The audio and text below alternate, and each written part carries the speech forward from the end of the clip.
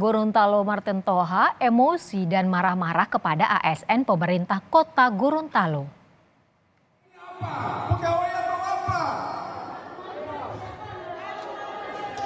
PNS kok begitu kelakuannya?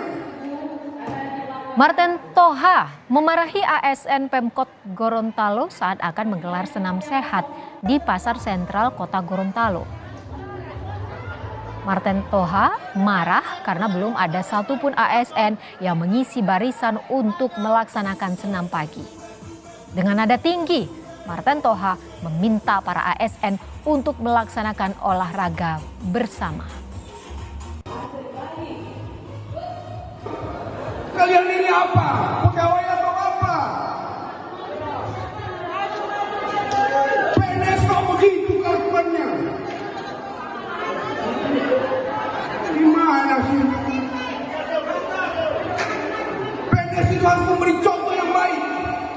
Mau datang ke sini suruh olahraga, hanya berdiri di belakang, sana-sana itu. Ini tempat yang masih ada